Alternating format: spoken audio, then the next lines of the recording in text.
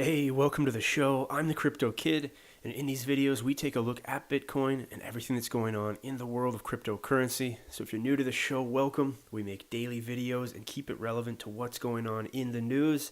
And if you're joining us again, welcome back. Let's jump right in and take a look at Bitcoin Cash today. We've got an exciting video lined up. Now, right now, we are currently sitting at 2,650 USD.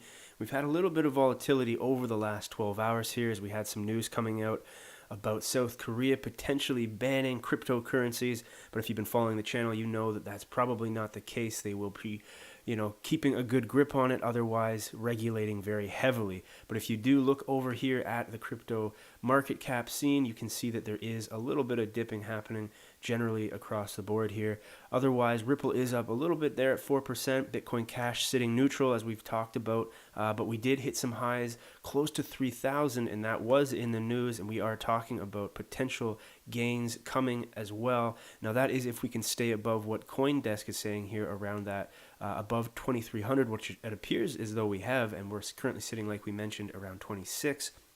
But as this article is mentioning here, the possibility exists to see numbers upwards around 3,500 and 3,600, and that isn't too far of a stretch in my opinion, as we all know that this has been coming. But again, here we take a look at the 7-day trend, and Bitcoin Cash is looking pretty good, as well as Ethereum. Both of them are holding on to those 7-day gains that we've seen earlier this week. So let's jump over to the news. There's a lot going on. I'm not going to cover the South Korea news today, but I will be following that as more news comes out and the story develops. But right now, there's a story that came out last night here on Bitcoin.com. And this is pretty exciting. This is from BlockExplorer.com. If you're not too familiar with that website, what they do is they offer really detailed information in terms of blockchain information, address, transactions, things like that. If you want to check that out, you can find them over on BlockExplorer.com.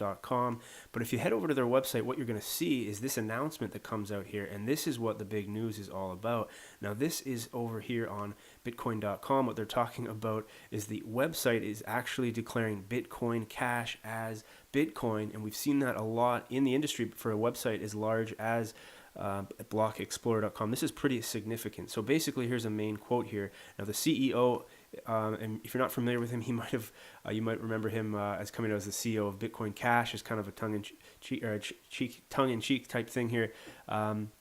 Very much just a joke. It was kind of saying that there is really no one in charge of Bitcoin Cash. It's really a permissionless peer-to-peer blockchain, and that's the beauty of it, right? So here's a quote here: the blockstream fork of Bitcoin diverges so radically from the ideas presented in the Bitcoin white paper that it's an evolutionary dead end. While it may still have high trading value as a mere collectible of curiosity, the blockstream fork of Bitcoin is not part of building any future financial infrastructure, which is what BlockExplorer is all about. So the article goes on here to get into more detail about basically what was said in this announcement, but it's really awesome for a company to come out and really take a stand to the world to basically say, look at, Bitcoin Cash is what Bitcoin is all about. It's to be used as a currency, not as whatever Bitcoin Core or what this article, or I should say the CEO of BlockExplorer, calling it Bitcoin Legacy from the Blockstream fork. Now, whatever you want to call it, there was two new chains created, or two new coins, I should say, created on August 1st, and that is Bitcoin Cash, and as you call it here, Bitcoin Legacy. I call it Bitcoin Core, but the reason is to differentiate between the two. On that day, Bitcoin changed drastically. There was two new, very different ideas happening, and with Bitcoin Cash, as you all know if you follow this channel, it is used as a casual electronic peer-to-peer cash system, and that's what it was intended to be. So if you head over to Twitter, I'm over there as Crypto Kid. You can hit that subscribe button if you'd like. But there was some news that came out from the man Roger Ver here. He's talking about Aspire, which is another upcoming ICO that's currently in their pre-ICO stage. So if you want to check that out, feel free to do it. This link here will take you to the Telegram page. We can find out more about it. Otherwise, the website here is Aspire.io. But the main thing here is you want to be very cautious. There's a lot of frauds out there, whether it's an email. Never give out your private keys online. Keep that stuff close to the chest and make sure to keep it in a safe spot. But I'll get more involved with this one. I want to check this out because it's basically, in a nutshell here, it's being used as a cloud-based AI-enabled blockchain payment processor. So we were talking about this the other day as we had some pretty big news with Wavecrest coming out, stopping all payment processing in the EU or out in Europe, across the board there, Visa shutting them down there for going outside of the regulations, or at least the rules that they had in the contracts.